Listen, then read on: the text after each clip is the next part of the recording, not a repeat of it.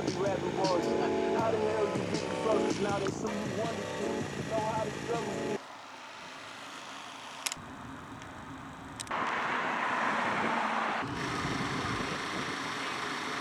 two, one.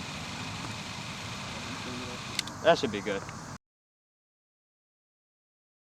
Alright, what's up everybody? In today's video I'm just going to show you the behind the scenes footage of the process of shooting the last video I'd posted. Something quick to mention here, pre-production to shooting this I had started a Melanote board. There wasn't a full treatment for this video, however I just had a couple things listed here. The whole project will be shot on 2 rolls of 16mm film using props and other assets to create looks. None of the looks will need to make sense within each other. The goal isn't to tell a story, yet it's to create feelings and cool aesthetics. I'll just run through the shot list real quick. I'm gonna just keep it really brief. There are just a couple things listed, so you'll see later we have like a dartboard scene, tossing a phone on the ground, just little things playing off of the words within the song. A lot of those props I had got an hour before shooting this. I just went to a local Goodwill and picked out a couple things as far as like the mirror and things like that. I'm not working with a crazy budget within this video. Most of the budget was just going towards the film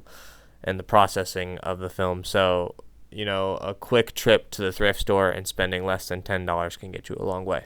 But other than that, let's just get right into the footage.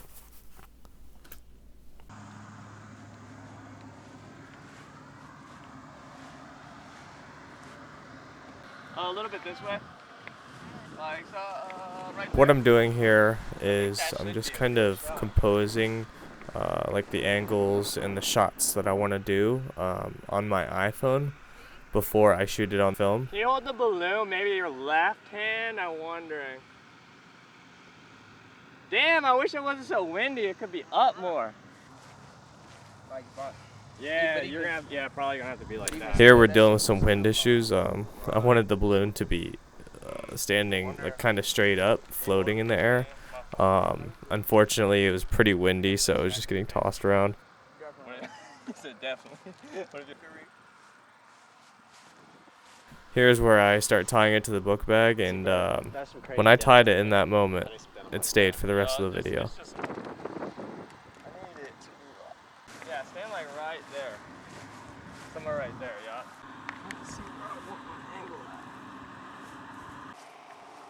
It looks so raw through this. Oh my god. It looks so good. Alright, I just gotta be way further. So, alright, real quick, whenever... So that little talking bit of me there, that was me starting to explain to the artist that basically whenever you start rolling, there's no redos with film. Once you've kind of shot it, you either waste more film trying it again, or you just take what you get.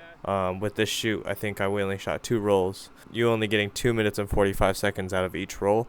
You just want to make sure that you get everything you can get. So in that moment, I think I was just explaining to him that you know, once we practice it a couple times and then we start rolling on the camera, the take has to be right. Run it whenever.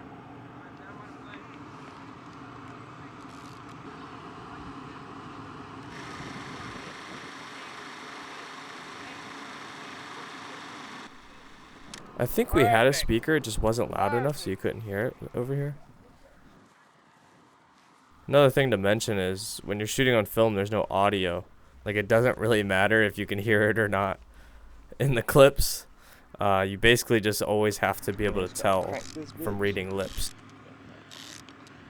No electronics, bro. All manual, just spring wound. It's a non-crystal sync motor, so like the lips and shit, it doesn't record like a normal camera, like where everything's on time. The frame rate fluctuates. So like even when we match up the lips, it might not be exactly, you know what I'm saying? This is me just trying to get some like B-roll shots, kind of aside from what we had planned to shoot.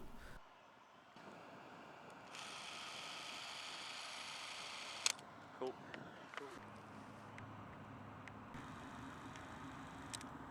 Yep, that was good.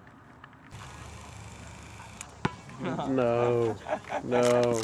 Hey, that nigga got straight off of work though. Like, that's that straight off the work outfit right there. Jeans and work shoes on. Yeah. Yeah, just keep looking down how you were just now. They'll look perfect.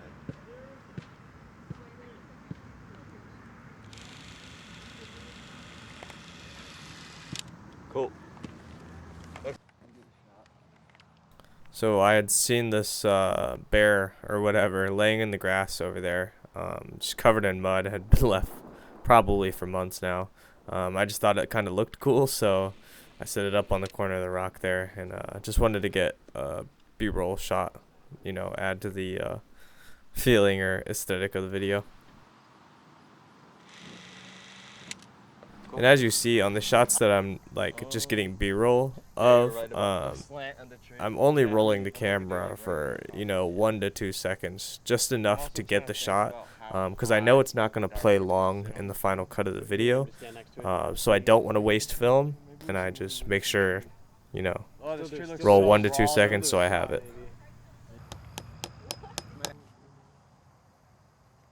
So in the pre-production of this video, I had some ideas listed of using a dartboard in the video and him throwing a dart.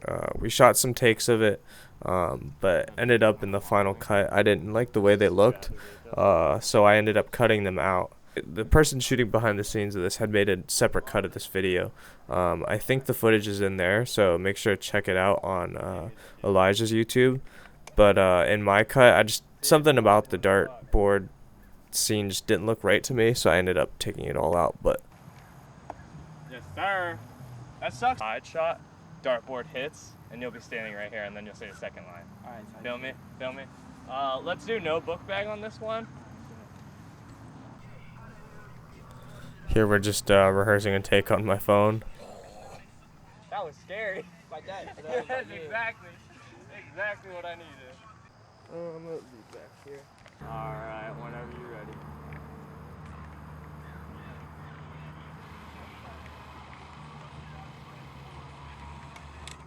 Cool.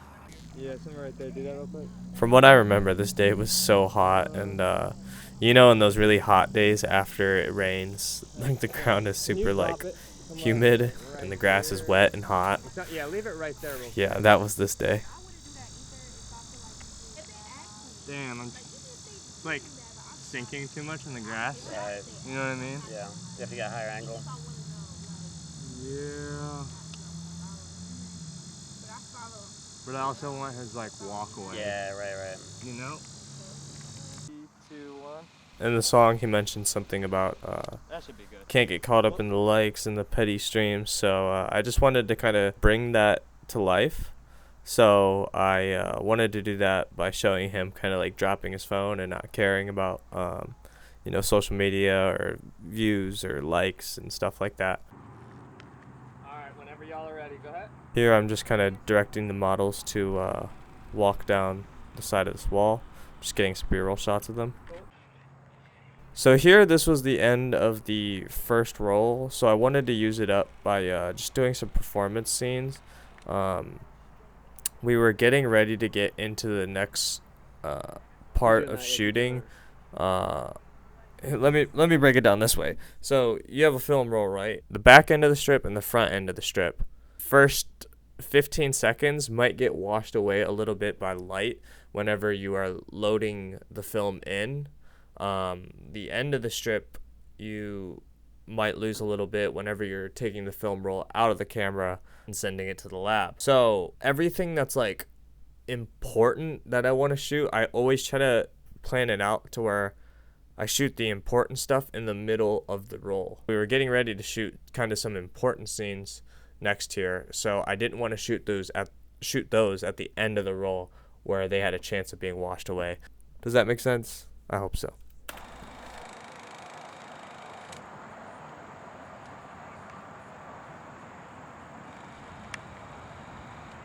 Cool.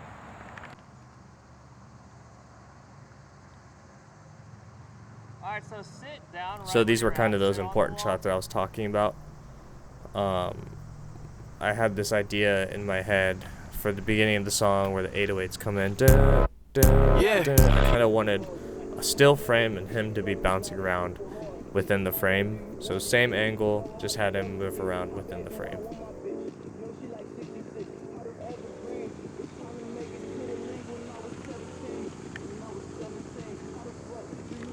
this is with the fresh roll. I think Henry had footage of me loading it, but I had a terrible time loading it. I loaded it in the car of this parking lot, and from what I remember, it just kept jamming. I had only loaded a couple rolls of film at this time, so I might have been doing it wrong slightly.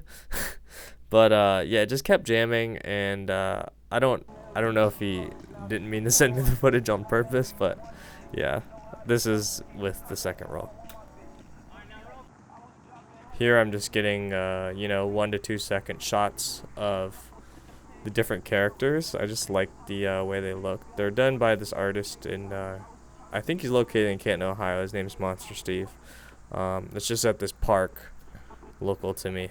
And I like the way they look. I know the colors are super vibrant. I know it would pick up well on film. Alright, so now we are at an ice cream shop that I grew up going to.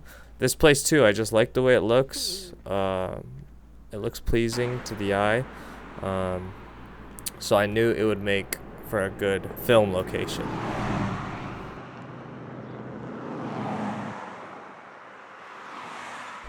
When doing these things out in public like this, you always just get kind of funny looks, especially here because we're like in the super suburbs where I grew up at, and they've never seen a rap video be shot anywhere.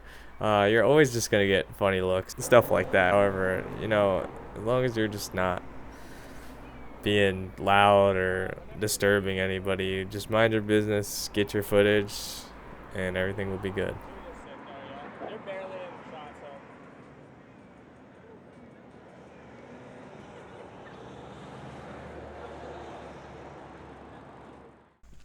So here we are at the next location.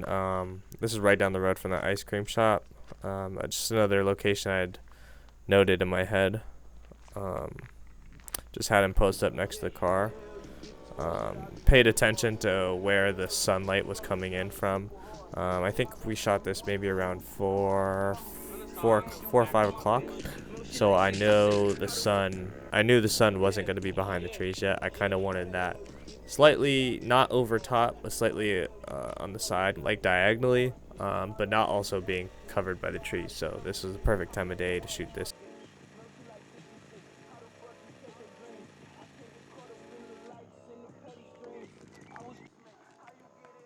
Here I'm just getting more angles.